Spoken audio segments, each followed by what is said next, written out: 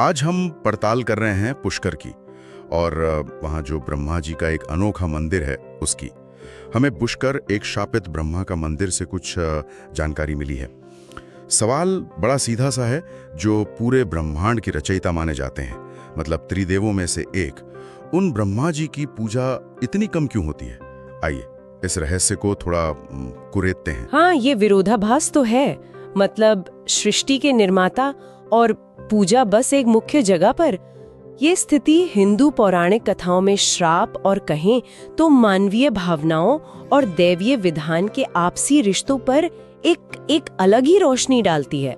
स्रोत हमें सिर्फ कहानी नहीं बताता, बल्कि उसके पीछे जो कारण हो सकते हैं उनकी तरफ भी इशारा करता है। तो जैसा हम सब जानते हैं, ब्रह्मा जी रचनाकार हैं, पर कमाल की बात यह है कि पूरे भारत में उनका प्रमुख मंदिर वो सिर्फ राजस्थान के पुष्कर में है। स्रोत बताता है कि जब ब्रह्मा जी सृष्टि यज्ञ के लिए सही जगह ढूंढ रहे थे तो उनके हाथ से कमल का फूल गिरा और 3 जगहों पर पंखुड़ियां गिरी, जिससे वो 3 झीलें बनी, ज्येष्ठ, मध्य और कनिष्ठ पुष्कर। मुख्य मंदिर ज्येष्ठ पुष्कर के पास है और कार्तिक पूर्णिमा का दिन वो तो यहाँ कमाल का होता है। हजारों लोग आते हैं, झील में डुबकी लगाते हैं, पूजा करते हैं। बिल्कुल, और कार्तिक पूर्णिमा का महत्व सिर्फ स्नान तक नहीं है। स्रोत के अनुसार माना तो यही जाता है कि इसी समय ब्रह्मा जी ने वो महायज्ञ किया था, जिसके कारण ये सारी कहानी शुरू हुई। लेकिन फिर वही सवाल लौट कर आता है, इतने महत्वपूर्ण देवता, इतनी धूमधाम एक खास दिन पर फिर भी मतलब व्यापक पूजा क्यों नहीं? यहीं से वो श्राप वाली कथा का सिरा जुड़ता है। सही कहा है। कहानी यूं है कि ब्रह्मा जी पुष्कर में सृष्टि की भलाई के लिए एक बड़ा यज्ञ कर रहे थे।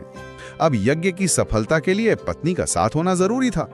उनकी पत्नी देवी सरस्वती को आना था, पर स्रोत बताता है कि शायद वो किसी सहेली के इंतजार में थीं या कोई और कारण था, थोड़ी देर हो गई।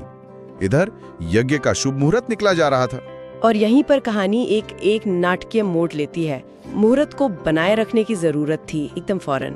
तो स्रोत के अनुसार देवताओं की सलाह पर ब्रह्मा जी ने यज्ञ पूरा करने के लिए वहां मौजूद एक स्थानीय गुजरा कन्या गायत्री, उनसे विवाह कर लिया ताकि यज्ञ विधि पूर्वक हो सके।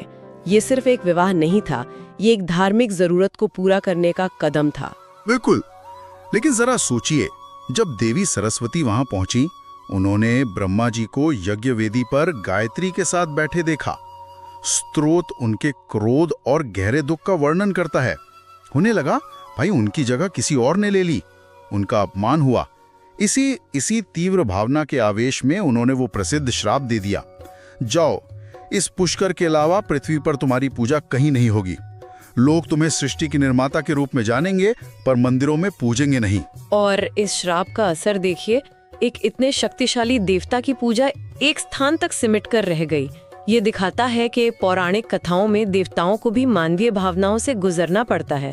क्रोध, ईर्ष्या, दुख और उनके परिणाम भी भुगतने पड़ते हैं। ये कथाएं देवताओं को सिर्फ अलौकिक नहीं, बल्कि कुछ हद तक कह सकते हैं हमारे जैसा भी दिखाती हैं।